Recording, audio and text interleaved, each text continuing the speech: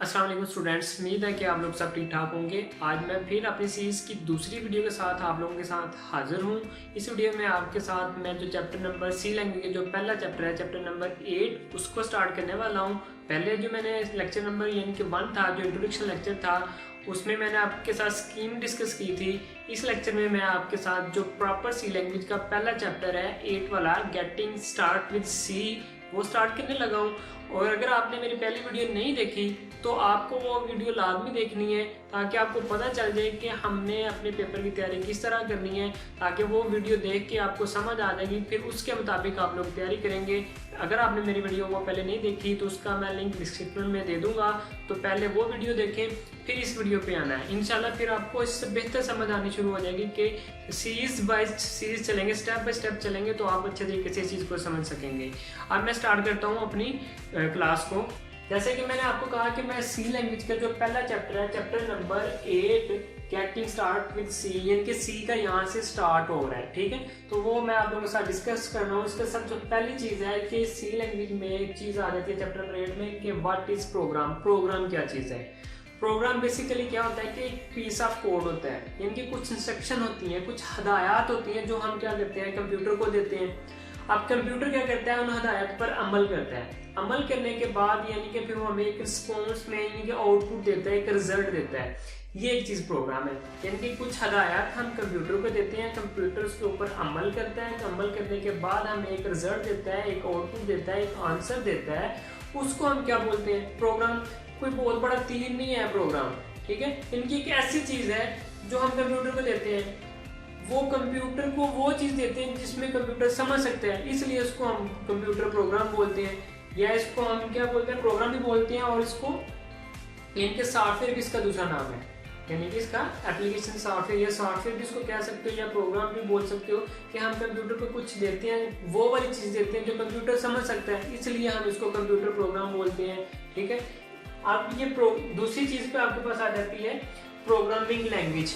Programme की definition हो गई है, यानी कि प्रोग्राम की डेफिनेशन क्या है? A set of instruction given to computer to solve a specific problem is called program, या इसको सॉफ्टवेयर भी कहते हैं। यानी कि ऐसी हिदायत जो हम कंप्यूटर को दें, उस कंप्यूटर उसको यानी कि अमल करके आपको एक आंसर दे, उसको हम प्रोग्राम बोलते हैं, ठीक है। अब ये दूसरे नंबर पे जो चीज़ आ जाती है प्रोग्रामिंग लैंग्वेज।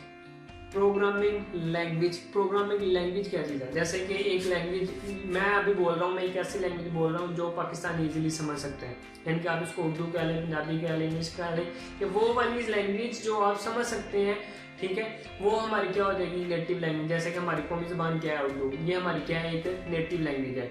अब कंप्यूटर तो नहीं ना समझ सकता उर्दू, कंप्यूटर तो एक मशीन है, कंप्यूटर नहीं इस चीज़ को समझेगा।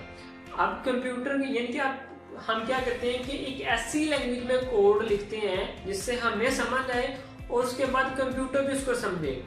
वो उस चीज़ में जो उस लैंग्वेज में जो चीज़ लिखी होती है उसको हम बोलते हैं प्रोग्रामिंग लैंग्वेज। यानी कि ऐसी लैंग्वेज जो हमें समझ आए, फिर बाद में उसको कंप्यूटर भी समझ सकता है, वो वाली लैंग्वेज को हम क्या बोलते हैं?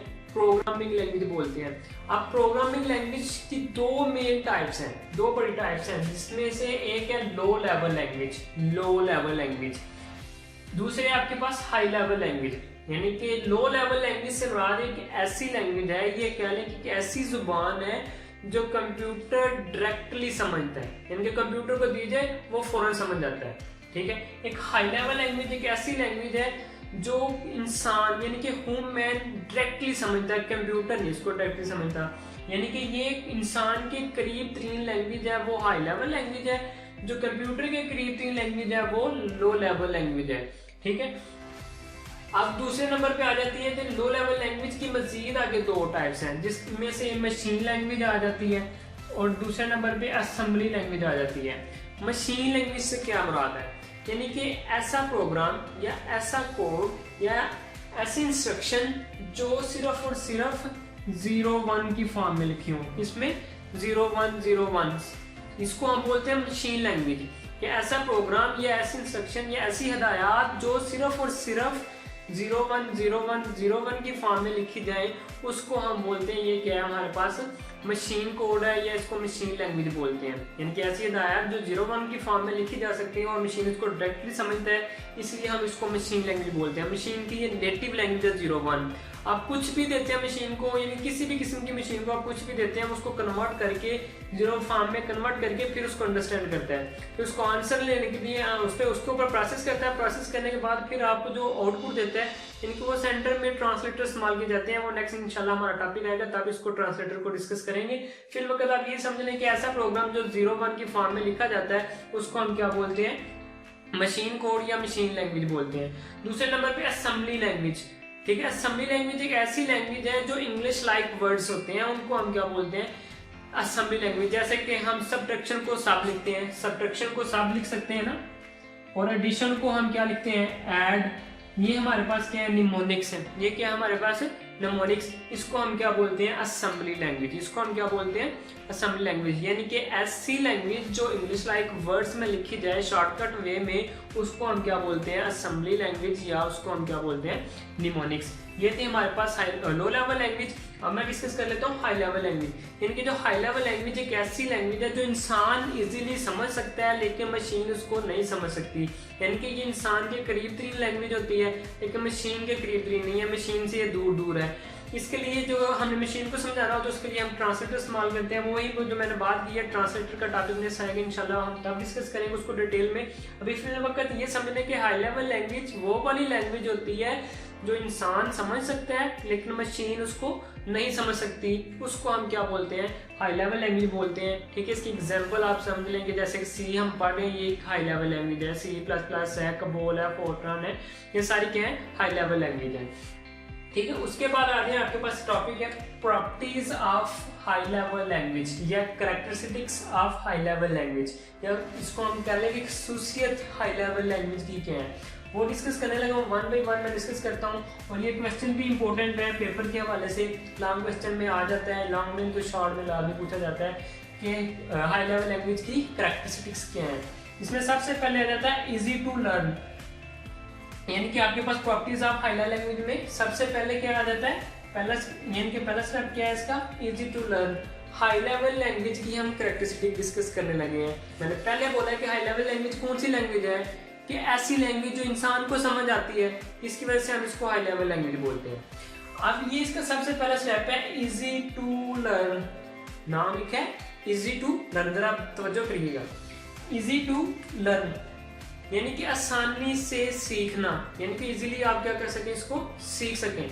हाई लेवल लैंग्वेज है, जबकि मैंने बोला है कि ऐसी लैंग्वेज है जो इंसान के करीब है लेकिन मशीन से वो दूर है। अब जब इंसान के करीब है, इंसान इसको अंडरस्टैंड कर सकता है, समझ सकता है, तो फिर वो ये इंसान के लिए इजी टू लर्न हुई ना। यानी कि जो इजी टू लर्न है ना, हाई लेवल लैंग्वेज फिर इंसान के लिए इजी टू लर्न है, क्योंकि वो इंसान इसको इजीली समझ सकता है। इसकी वजह से हम इसको क्या बोलते हैं, ये क्या है, इजी टू लर्न है। ठीक है, दूसरे नंबर पे क्या आ जाता है, इजी एरर डिडक्शन।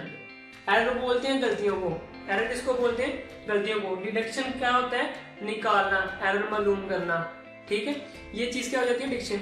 यानी कि अब अगर आपको एक ऐसी जुबान जो समझ आती है, एक ऐसी जुबान जो समझ आती है, अगर वो कोई गलत बोलता है, ठीक है, अगर कोई गलत बोल रहा है तो आपको फौरन समझ आ जाएगी ये जो लैंग्वेज है ये गलत बोल रहा है। इसी तरह आप एक हाई लेवल लैंग्वेज में प्रोग्राम लिखा जा रहा है, जब आपको हाई लेवल लैंग्वेज आती है, जब वो लिखेंगे, अगर लिखने के दौरान कोई गलती हो जाएगी या कोई एरर आता है तो आप उसको फौरन डिटेक्ट कर लेंगे, फौरन मालूम कर लेंगे।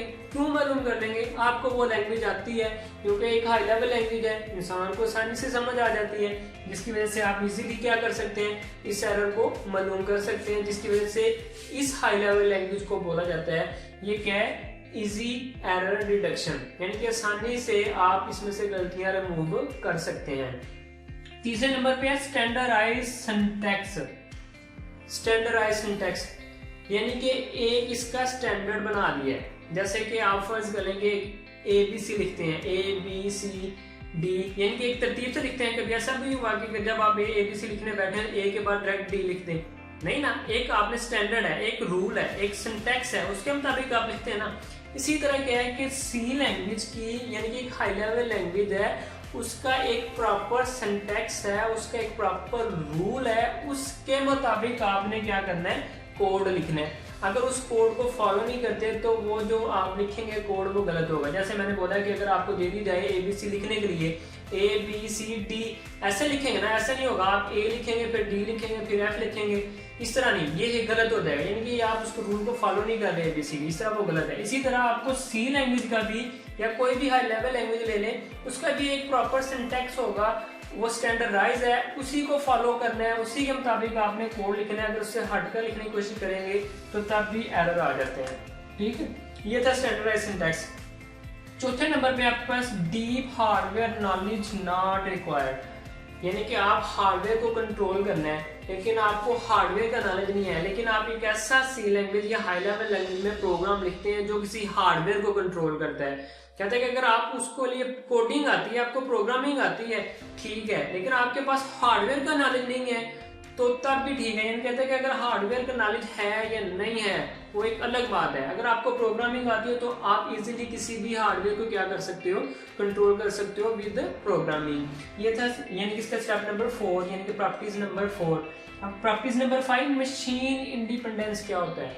इंडिपेंडेंस का मतलब है कि आजाद। मशीन इंडिपेंडेंस यानी कि ये हाई लेवल लैंग्वेज एक ऐसी लैंग्वेज है जो आजाद लैंग्वेज है। आजाद से मुराद है कि किसी भी प्रोसेसर के ऊपर, जैसे कि आप फर्ज कर लेंगे आपके पास एक कंप्यूटर है HP का, ठीक है, उसके अंदर जो प्रोसेसर है वो IBM का लगा हुआ है, ठीक है, एक आपके पास दूसरा कंप्यूटर है उसमें जो प्रोसेसर है वो मोटरोला का लगा हुआ है, यानी कि ये दो अलग अलग मशीन आ गई हैं, एक मोटरोला है एक क्या IBM।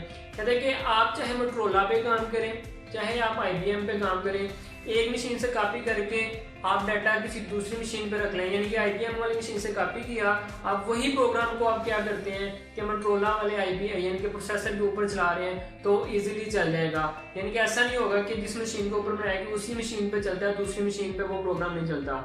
नहीं, आप जिस मर्जी मशीन पे इसको चला सकते हैं, जिसकी वजह से इसको कहा जाता है ये क्या है, मशीन इंडिपेंडेंस है। ठीक है, उसके साथ आ जाए मोर प्रोग्रामर। यहाँ से मैं मूव कर रहा हूँ, ये प्रॉपर्टी नंबर 6 है यहाँ पे, ठीक है, लिखा है कि मोर प्रोग्रामर। पहली बात हुई थी क्या है, इजी टू लर्न। सबसे पहला इसका यानी कि जो प्रॉपर्टी डिस्कस की थी वो क्या थी, इजी टू लर्न। अब एक लैंग्वेज ही ऐसी है जिसको आसानी से समझा जा सकता है, लर्न किया जा सकता है, जिसकी वजह से इसको क्या कहा जाता है कि ये इसके जो प्रोग्रामर हैं मार्केट के अंदर मोर प्रोग्रामर, यानी कि बहुत ज्यादा आपको प्रोग्रामर मिल जाएंगे। यानी कि एक ऐसी लैंग्वेज है जिसको आप आसानी से समझ सकते हैं, तो उसके जो प्रोग्रामर है, उसको जो सीखने वाले हैं, उसके जो कोडिंग करने वाले हैं, वो भी आपको मार्केट में बहुत ज़्यादा अवेलेबल होंगे। ठीक है, जिसकी वजह से इसको कहा जाता है कि ये मोर प्रोग्रामर है। और जो 7 नंबर पे इसकी जो प्रॉपर्टीज है लिखा है शॉर्टर प्रोग्राम।